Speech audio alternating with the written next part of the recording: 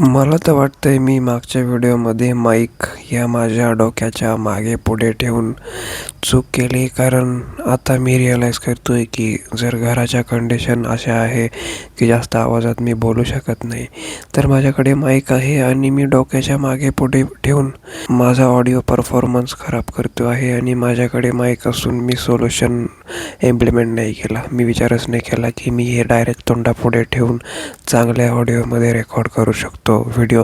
Even though I am talking in less voice, then also my voice is enough audible to the audience even in low volume. So या गोष्टीचा मी फायदा घेतो आहे आणि आजच्या व्हिडिओला सुरुवात करतो आहे.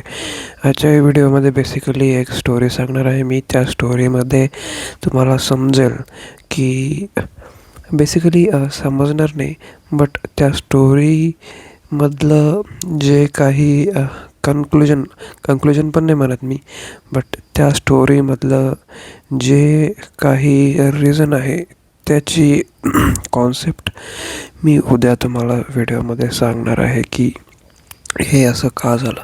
So let's begin the story आहे माझ्या ड्रॉप इयरची, माझ्या CET ड्रॉप इयरची. आफ्टर 12th मी स्टडी करायला बसायचो नेहमी. मी एकदम तुम्ही इमॅजिन करा, मी ड्रॉप घेतला म्हणजे हा काही नॉर्मल डिसिजन नव्हता. हा खूप मोठा डिसिजन आहे माझ्या लाईफमध्ये. म्हणजे ड्रॉप जर घेतो आहे तर मी फक्त माझ्या मनाचं ऐकून नाही, तर सगळ्यांच्या मनाचे इमोशन्स ठेवून, सगळ्यांच्या डिसिजन ॲग्रीड, सगळ्यांचे ओपिनियन्सला ॲग्री करून मी हा डिसिजन घेतला आहे आणि घेतला होता. आणि तो फार महत्त्वाचा होता. आणि त्या वेळेस माझी विल पॉवर देखील स्ट्रॉंग होती. सो विल पॉवर स्ट्रॉंग असून सर्वांचे ओपिनियन ॲग्री करायची एक दानत ठेवून, विल पॉवर स्ट्रॉंग ठेवून एक गोष्ट माझ्यामध्ये कमी पडली, ज्यामुळे मी ड्रॉप इयरमध्ये अनसक्सेसफुल झालो. सो मी म्हणतो आहे एक गोष्ट कमी पडली. There were multiple reasons of me being facing failure. But ह्या व्हिडिओमध्ये मी एक स्टोरी सांगतो आणि त्या स्टोरीमध्ये फक्त एकच रिझन आहे की ज्यामुळे मी फेलियर फेस केलं.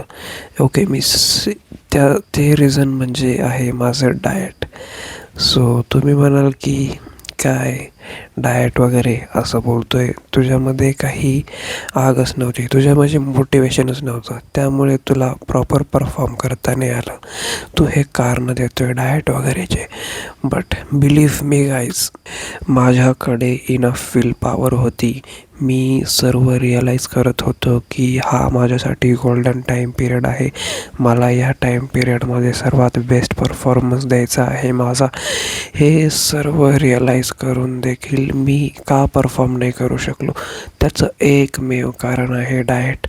आता व्हायचं काय, मी जेव्हा प्रॉपर स्टडीला बसायचो, आता प्रॉपर स्टडीला बसणे म्हणजे काय, तुमच्यापैकी बऱ्याच जणांना वाटेल की प्रॉपर स्टडीला बसणे म्हणजे लॅपटॉप उघडणे किंवा मोबाईल उघडणे, समोर ठेवणे, लेक्चर्स बघणे आणि नोट्स काढणे.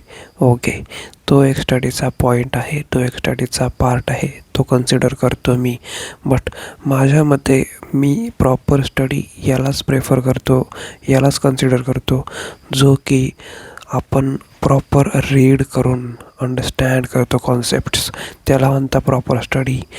Study is not about watching lectures. Study is about getting knowing concepts by your intellect, by your initiation of reading books and text books.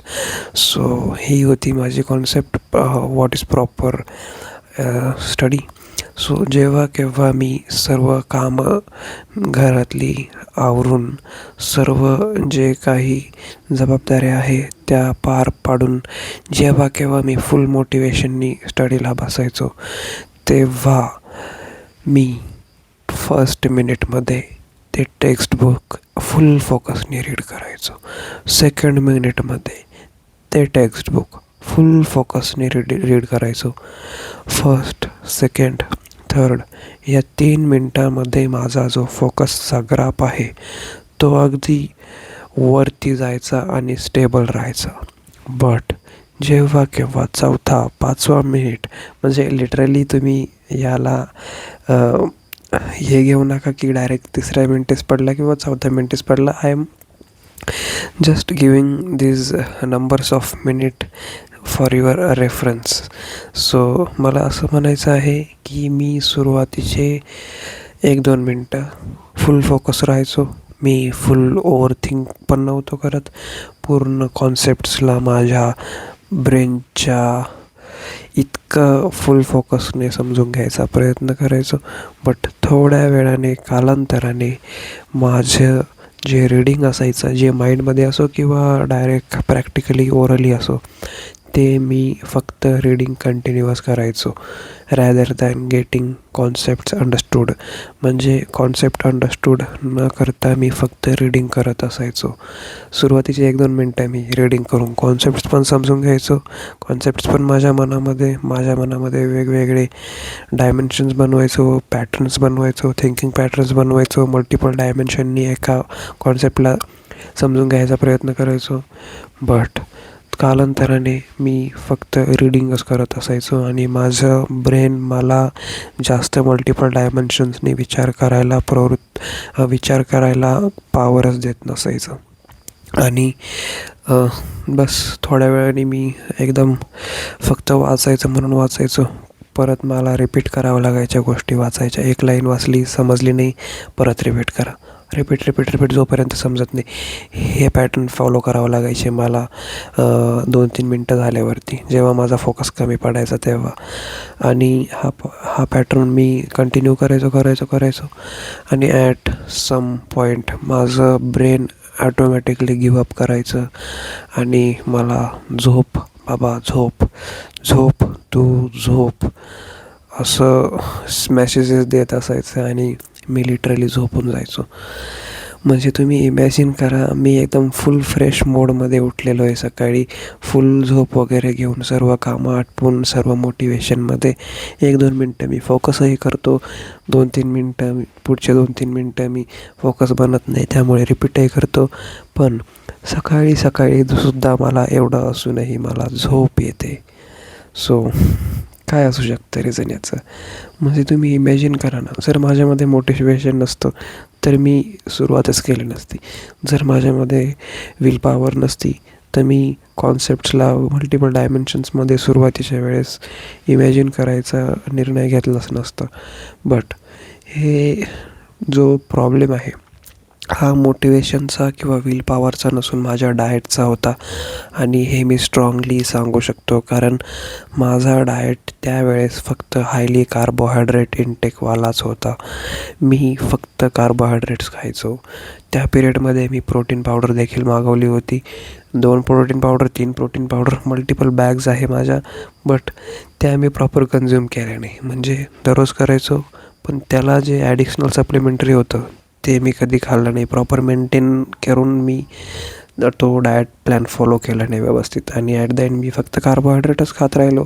भेळ वगैरे जास्त खाल्ल्यामुळे माझ्या मनावरती जी झोप चढायची, त्या झोपेने मला कधी व्यवस्थित स्टडी करूनच दिलं नाही. प्रॉपर सारखं झोपेमध्येच ठेवत राहिला.